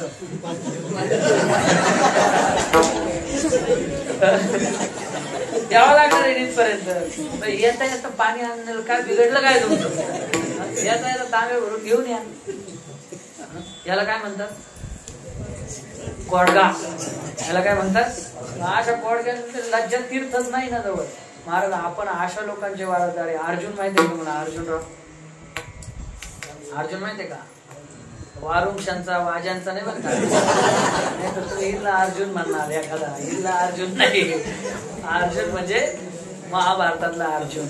हा महाराज, दैवी संपत्तीचा अलंकार आहे लाज. हा मार्दवम ह्रीच्या अपलम असं म्हटलेलं आहे. ह्री म्हणजे लाज. दैवी संपत्तीच्या 26 गुणांमधला एक गुण आहे, लाजता आलं पाहिजे माणसाला. भगवंताला का प्रिय होता अर्जुन, त्याचं कारण आहे तो लाजत होता. भक्त लाजले पाहिजे वाईट काम करताना. आणि 5 वर्ष स्वर्गात होता. कुठं होता तो 5 वर्ष बाबा, स्वर्गात पवाडे गायले गंधर्वांनी त्याचे. होता मृत्यू लोकातला, पण तिथं झेंडा लावून आला होता तो. शंकराला हरवलं होतं युद्धामध्ये. जेणे संग्रामे हरू निवात कवचांचा टाहो, आणि पवाडात वा केला गंधर्वाशी. एवढा पराक्रमी होता अर्जुन. स्वर्गात 5 वर्ष विद्या घेण्यासाठी गेला होता भाऊ. आणि जेव्हा स्वर्गात अर्जुन गेला तिथं राहिला, आणि शेवटचं वर्ष त्याचं राहिलं होतं शिकण्याचं. आणि मग त्यावेळी आता स्वर्ग म्हटल्यावर तिथं काय अशा नृत्यांगना वगैरे त्याचं वेगळंच महाराज. रंभा, तिलोत्तमा, अजून कोण जाऊन आले का तुम्ही, अभ्यास दिसतोय तुमचा आहे का नाही. उर्वशी, अजून कोण कोण, मेनका, तिलोत्तमा. काय तिकडं वातावरणच वेगळं महाराज, काही नाही इकडे सिन्नरला. स्वर्ग आहे तिथं काय. हा कोण, चंद्रमुखी, चंद्रा आहे का नाही.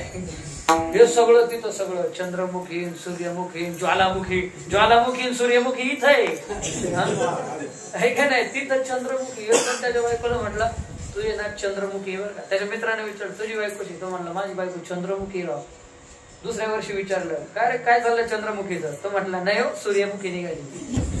तिसऱ्या वर्षी विचारलं, कशी सूर्यमुखी. तो म्हटला, चंद्रमुखी नाही, सूर्यमुखी नाही, नुसता ज्वालामुखी म्हटला. तसं वर कोण आहे, चंद्रमुखी. आणि तो ते डान्स वगैरे काय ते असे वादक काय असे आपल्यासारखे का महाराज. इंद्रच पाखवाज वाजवायला तिथं, आणि त्या वाजवायला नाचायला त्या सगळ्या. आता आहे ना, त्यातली सगळ्यात भारी होती अप्सरा. तिचं नाव होतं उर्वशी. उर्वशी एक नंबर वर का सगळ्यात. जर गेलेच तुम्ही कधी स्वर्गात, नंतर स्वर्गवासी लिहितात ना आपल्या पुढे, तर तुम्हाला माहित असावं म्हणून मी सांगून ठेवतोय. विनाकारण टाइमपास करण्यापेक्षा डायरेक्ट उर्वशीची गाठ घेऊन टाका तुम्ही. ऐका, स्वर्गात जर कधी गेलाच तुम्ही तर मी तुम्हाला इथंच सांगून ठेवतोय. आणि उर्वशी कोण आहे माहिती तुम्हाला. उर्वशी एकदा आहे ना, भगवान नारायण बद्रिक आश्रमात तपश्चर्या करत होते. शब्द आहे का बरं का.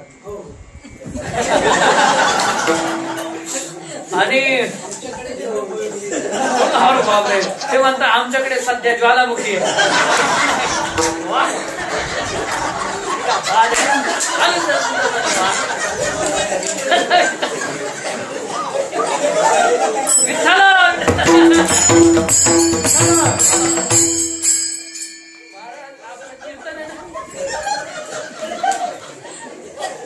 मन मोकळं.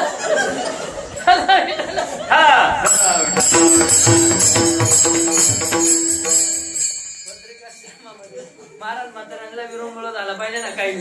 ते म्हणजे अरे काय चाललंय, थोडं असं फ्रेश वाटलं पाहिजे. असो तिथं बद्रिकाश्रमामध्ये नारायण म्हणजे भगवान नारायण तपश्चर्या करत होते. ऐकताय तुम्ही सगळे. आणि त्या इंद्रदेवाने ना ती तपश्चर्या भंग करण्याकरता पाठवून दिलं या मेनका, तिलोत्तमा, चंद्रमुखी, अजून कोण कोण नाही, उर्वशी नव्हती तेव्हा. मी उर्वशी कोण आहे तेच सांगतोय तुम्हाला. रंभा या सगळ्या गेल्या आणि काय हावभाव करायचे काय करायचं ते सगळं केलं. आणि तरी पण नारायणाची तपश्चर्या भंग झाली नाही. कंटाळल्या आणि पुन्हा निघून झाल्या. जाता जाता भगवान नारायणानं त्यांना जवळ बोलवलं, पुरी हो इकडे मध्ये आहे का नाही. मग त्या पुरी सगळ्या तिथं आल्या म्हणजे त्या अप्सरा. आणि त्या अप्सरांना सांगितलं कोणी पाठवलं होतं म्हणजे इंद्राने. बर मग आता इंद्राला एक वस्तू भेट घेऊन जा माझ्याकडून. भगवंतानं नाभी प्रदेशाला उरु भाग म्हणतात. त्या उरु भागातून एक सुंदर अप्सरा जन्माला घातली आणि तिचं नाव उर्वशी. उरु भागातून जन्माला आली म्हणून काय उर्वशी. आणि इतकी ती सुंदर आणि लावण्य होती. बाकीच्यांनी ज्यावेळी ती पाहिली त्यावेळेस त्यांना आपल्या स्वतःच्या उणिवेची जाणीव झाली की आपण हिच्या समोर काहीच नाही. आणि ते गिफ्ट इंद्रानं पाहिलं ना भगवान नारायणाने पाठवलेलं, तेव्हा तो इंद्र एका जागेवर थांबतच नव्हता. ह्या गल्लीतून त्या गल्लीत काय करावं काय सुंदर आहे, काय तेज आहे, काय अप्सरा आहे, काय लावण्य होती, काय आमकर काय तमकर. आणि मग ती उर्वशी एवढी सुंदर. आणि अशी उर्वशी एकदा नृत्य करत होती स्वर्गात मध्ये. आणि त्यावेळेस इंद्रदेवांनी अर्जुनरावांना बोलवलं, स्वतःच्या जवळ सिंहासन दिलं बसायला. बसले अर्जुनराव आणि उर्वशीचं नृत्य सुरू झालं. मला लाज सांगायची, लक्षात ठेवा, लज्जा हे तीर्थ आहे. आणि मग अर्जुनराव बसले आणि अर्जुनराव पण त्या उर्वशीकडे बघतच राहिले. मला घटना ही सांगायची आहे की त्या नृत्य संपल्यानंतर उर्वशी अत्यल्प कपडे घालून अर्जुनाच्या दरबारात गेली, कडी वाजवली. अर्जुनानं दरवाजा उघडला. तिला पाहताच अर्जुनानं डोळे झाकून घेतले. तत्क्षणी त्याच क्षणी पाहताच क्षणी डोळे झाकले आणि अर्जुन लाजला आणि सांगितलं इथून निघून जा. ती म्हटली नाही, मला इंद्रानं पाठवलं, पण मी अपेक्षा केलेली नाहीये ना. अपेक्षा केली नाही, पण आज तुम्ही मी नृत्य करत असताना माझ्याकडे एकटक पाहत होते आणि त्यामुळे इंद्राला वाटलं की उर्वशीच्या सेवेची गरज आहे अर्जुनाला, म्हणून मला पाठवले. त्यावेळी अर्जुनानं सांगितलं मी खरंच तुझ्याकडे एकटक पाहत होतो. ही गोष्ट खोटी नाहीये, मी बरोबर तुझ्याकडे पाहत होतो. पण का पाहत होतो माहितीये? माझ्या पूर्वजांनी मला सांगितलेलं आहे की आपला हा जो पुरुवंश आहे या पुरुवंशाचा आद्य जनक पुरु राजा आहे आणि माता उर्वशी आहे आणि ती तूच आहे हे मला कळालं. म्हणून तू नृत्य करताना मी तुझ्याकडे पाहत होतो की माझे वाडवडील अभागी ठरले, त्यांना उर्वशी आमच्या कुळाची कुळमाता पाहता आली नाही, पण मला मात्र आमची कुळमाता पाहता आली म्हणून मी भाग्यवान समजत होतो. म्हणून तुझ्याकडे एकटक नजरेनं पाहत होतो. अर्जुन आहे, याला लाज म्हणतात, लक्षात घ्या. आणि सांगितलं तुम्ही इथून जा. ती म्हटली नाही, इंद्राची इच्छा, इंद्रानं जरी मला पाठवलं असेल पण माझी इच्छा आहे, मला ते माहित नाही कुळमाता वगैरे, पण तुमचा पराक्रम बघून मी सुद्धा तुमच्याविषयी आसक्त झालेली आहे, मला सेवेची संधी द्या. त्यावेळी अर्जुनानं सांगितलं हे कदापि शक्य नाही. म्हणून तर त्याला गीता सांगितले ना. नरपळ्या लोकांना गीता सांगतील का भगवान श्रीकृष्ण? आपले येडे लोक शिन्नरला जरी गेले ना तरी त्या कापड दुकानासमोर ठेवलेले स्टॅच्यू पाहत राहते.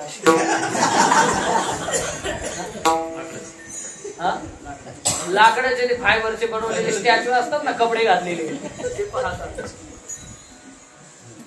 असे ज्ञानात राहतात. कुठं अर्जुन कुठं आपण, कोणाशी बरोबरी करून चालते का? तो अर्जुन होता, अर्जुन. आणि अर्जुनाला उर्वशीनं शाप दिला, जा नपुसुपोषी तू. अर्जुन म्हटला मी कृष्णाचा मित्र आहे म्हणून संगत चांगल्याची ठेवली पाहिजे. तुम्ही ज्याच्या संगतीत राहताना तसे बनत असता. अर्जुन म्हटला माझा मित्र जोडीदार भगवान कृष्ण आहे म्हणे. आणि लक्षात ठेव उर्वशी, तू माझी माता आहे आणि मातेनं दिलेला शाप सुद्धा आशीर्वादच असतो. मी शाप भोगेन पण पाप करणार नाही, कारण मला लाज आहे काहीतरी. भक्तांच्या ठिकाणी लज्जा तीर्थ असतं महाराज. म्हणून विद्या तीर्थ, सकळ ही तीर्थे निवृत्तीचे पाय. लज्जा तीर्थ निवृत्तीचे पाय. अजून कोणते कोणते सांगितले मी? योगिनो ध्यान तीर्थे, ध्यान तीर्थ, गंगा तीर्थ. अजून कोणतं तीर्थ सांगितलं होतं मी? दान तीर्थ. मगाशीच म्हटलं त्यांच्यासारखा दाता दुसरा कोणी नाहीये. हे सगळे तीर्थ, धारा तीर्थ, सकळ ही तीर्थे निवृत्तीचे पाय. तेथे बुडी दे माझे म्हणा. अजून महाभारतामध्ये कशा कशाला तीर्थ म्हटलंय? सत्यम तीर्थम, क्षमा तीर्थम, तीर्थम इंद्रिय निग्रह, सर्वभूत दया तीर्थम, तीर्थम आर्जवमेव च. ही सगळी तीर्थ आहेत. ज्ञानस्तीर्थम, दमस्तीर्थम, तपो तीर्थम, धृती तीर्थम. हे सगळे तीर्थ आहेत. आणि हे सगळे तीर्थ सत्य तीर्थ निवृत्तीनाथांच्या चरणावर आहे. निवृत्तीनाथच सत्य महाराज. यदक्षरम मनाखेयम, साक्षात शांकरी विद्येचं स्वरूप म्हणजे निवृत्तीनाथ महाराज आहे असं वर्णन अमृत अनुभवामध्ये माऊली ज्ञानोबा करतात. सत्य तीर्थम, क्षमा तीर्थम. विसोबा चाट्याला क्षमा केली की नाही? केली की नाही मला सांगा. नुसती क्षमा केली नाही तर त्याला एवढं मोठं बनवलं की नामदेवरायांचा गुरु झाला.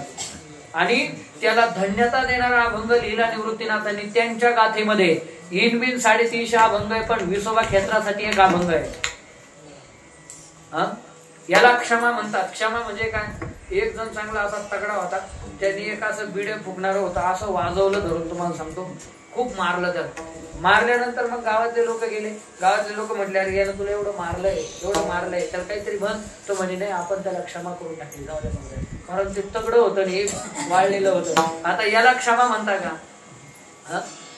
क्षमा शब्दाचाच अर्थ आहे तुमच्यामध्ये दंड करण्याचं सामर्थ्य असताना सुद्धा जी केली जाते तिला क्षमा म्हणतात. डोळे वाचून पाहिलं असतं निवृत्तीनाथांनी, कारण धाकट्या भावाचा माऊलींचा अपमान केला होता. खापर मिळालं होतं, ते खापर सुद्धा मांडी भाजण्याचं या विसोबा चाटीनं मातीमोल करून टाकलं होतं. म्हणून पाठीवर मांडी भाजावे लागले आणि मागून येऊन पाहत होता हा विसोबा. यांची कशी गंमत होती. निवृत्तीनाथांनी क्षमा केली आणि क्षमा नाही केली तर धन्य हा सोपान, धन्य हा खेचर, भक्तीचे जीवन जनक हेतू, धन्य त्याचे कुळ, पवित्र कुशळ. अभंग गाथेमध्ये लिहिला विसोबा खेचरा करता.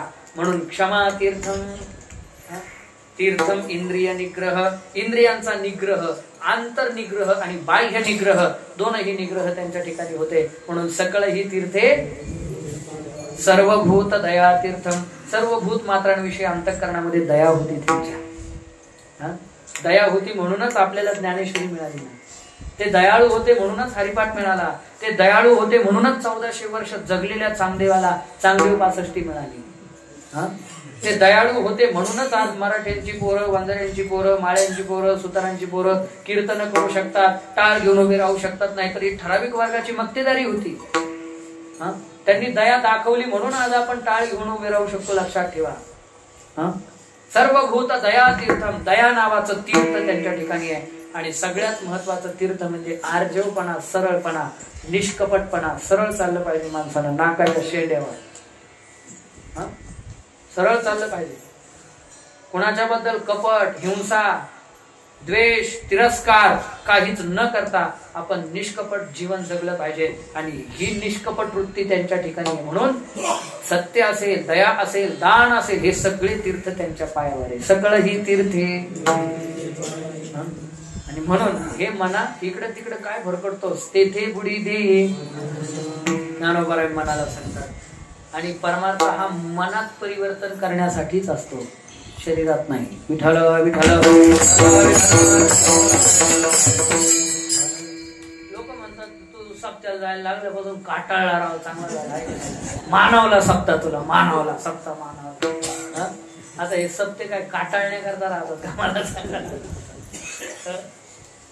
लोक म्हणतात आमच्या गुरूंचं तेजस वेगळं, असे तेजस्वी ना आमचे गुरु, असे तेजस्वी. ते गुरुवारी राऊत बाबा सांगत असतात. ते म्हणतात येड्या, ते तपाचं तेज नाहीये, गावठी तुपाचं तेज येते, आहे का नाही. आणि तप केल्यावर तेजस्वी होतात का कृश होतं शरीर, मला सांगा बरं. अख्खा श्रावण भर उपवास केला, तेज येतं का वाढतात होतं. म्हणून परमार्थ हा तगड होण्यासाठी नाहीये, परमार्थात आल्यानंतर मनात बदल झाला पाहिजे त्याच्याकरता आहे. म्हणून शरीरानं परमार्थ राहू नये, परमार्थात राहू नये. तेथे बुडी दे माझे, मनात बदल झाला पाहिजे. आणि म्हणून मनामध्ये झालेला बदल मनानं रिप्लाय दिला अभंगाच्या दुसऱ्या चरणात. आता मी ना करी भ्रांतीचे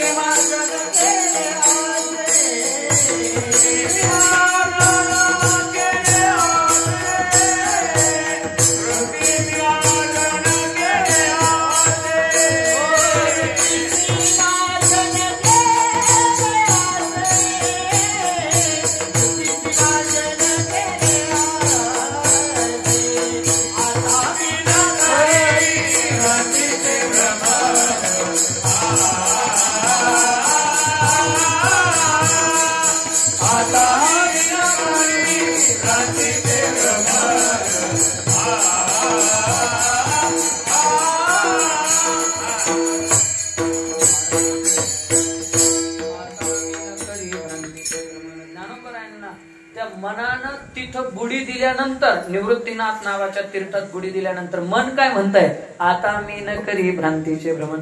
कारण भ्रांतीचं भ्रमण करण्याकरता वृत्ती असावी लागते आणि वृत्तीशी मार्जन केले असेल. मार्जन म्हणजे धुणे.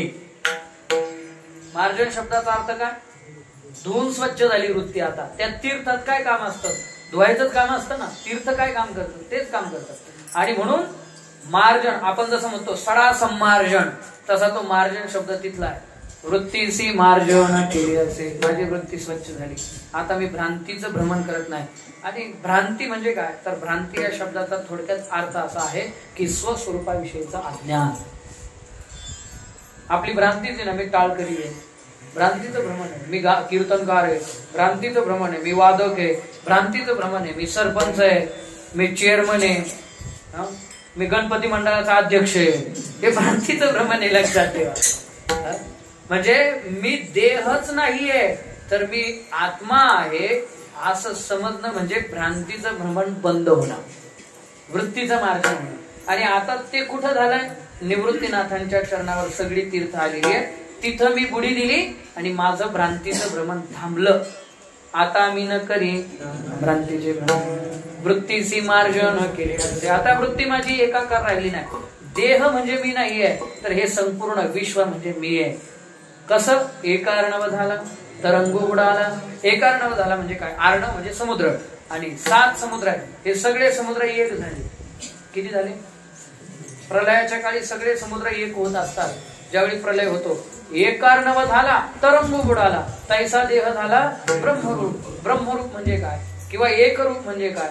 तर आता जसं 7ही समुद्र एकत्रित झाल्यानंतर पाण्यामध्ये भिन्नता नसते, ते सगळं एकच पाणी असतं, त्याप्रमाणे माऊली म्हणतात की आता देह देह राहिला नाही, जग जगत राहिलं नाही, तर जग आणि जीव हे दोघही जगदीश स्वरूप झाले. म्हणजे ब्रह्माकार वृत्ती झाली. मी पहिला जो परिच्छिन्न होतो आता व्यापक झालो. कारण आत्मे दोन नाहीयेत, एकच आत्मा आहे. म्हणून आत्मा निर्वाळाला विश्वाकार. तुकोबारायांची जी जशी अनुभूती आहे, देशकाळ वस्तू भेद मावळला, म्हणजे अद्वैत द्वैत गेलं आणि अद्वैत आमच्या ठिकाणी निर्माण झालं. म्हणजे एकार्णव झाला, तरंग उडाला, तैसा देह झाला ब्रह्म. आणि हे कुणाच्या कृपेनं झालं? तर बाप रघुमादेवी गुरु विठ्ठले नवल पै केले, तारू हरपले मृगजळी. माझे विठ्ठल स्वरूप निवृत्तीनाथ महाराज त्यांनी माझ्यावर कृपा केली. आणि त्याच्यामुळे हे जे द्वंद्वाचं द्वैताचं तारू जे मृगजळामध्ये होतं, ते मृगजळ ही हरपलं, द्वैत रूपी तारू पण हरपलं. आता काहीच शिल्लक राहिलं नाही. आता फक्त मीच सर्वत्र भरून उरलेला आहे, अशी अनुभूती मला प्राप्त झाली. कुणामुळे? माझ्या निवृत्तीनाथांमुळे. सगळे भेद नष्ट झाले. आम्ही सगळे जीव ब्रह्मैव नापरा, हा जीव आणि ब्रह्म एकच आहे अशी अनुभूती माझी निर्माण झाली. पण त्याकरता मी काय केलं, हे सगळे तीर्थ ज्यांच्या चरणी एकत्रित आलेले आहेत त्या निवृत्तीनाथांच्या चरणावर माझ्या मनानं बुडी दिली आणि त्याचा परिणाम हा झाला. आपल्यालाही ही अनुभूती यावी असं वाटत असेल तर आपणही निवृत्तीनाथांच्या चरणावर बुडी दिली पाहिजे. महाराज आपल्या जवळ आहे, आपण दर महिन्याला जाऊ शकतो वद्यवारीला आणि गेलं पाहिजे, खरंच गेलं पाहिजे. निवृत्तीनाथ महाराज हे एक अद्वितीय संत आहेत, लक्षात ठेवा. त्यांच्यावर प्रेम करा, ते आपल्यावर 100% प्रेम केल्याशिवाय राहणार नाही. आणि म्हणून झालेली सेवा निवृत्तीनाथांच्या चरणी समर्पित करतो, श्री पांडुरंगाच्या चरणी समर्पित करतो. आणि एकदा सगळ्यांना विनंती करतो की वरती हात करा आणि प्रेमानं पांडुरंगाचं भजन करा. सगळ्यांनी हरी विठोबा घुमा जय जय विठोबा घुमा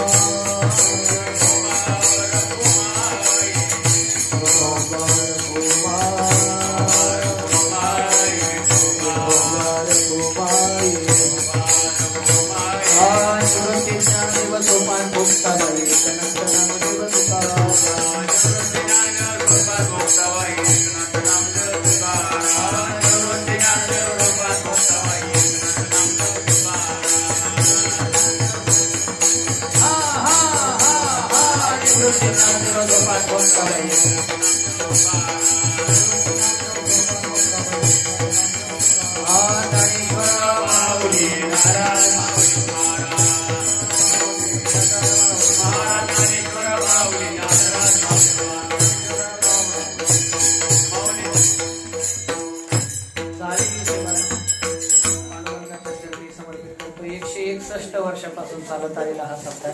तुम्हाला वाटलं असेल विठोबा रुक्माई कमून व्हायना, हे सगळं संगत होत असतं, लक्षात ठेवा. नाही. आणि म्हणून आणि पायाच्या प्रसादे काही बोलिलो विनोदे मज क्षमा करणे संती नव्हे अंगभूत युक्ती. विठ्ठल जय जय विठ्ठल बोलिले कुरे वेळी बापुरी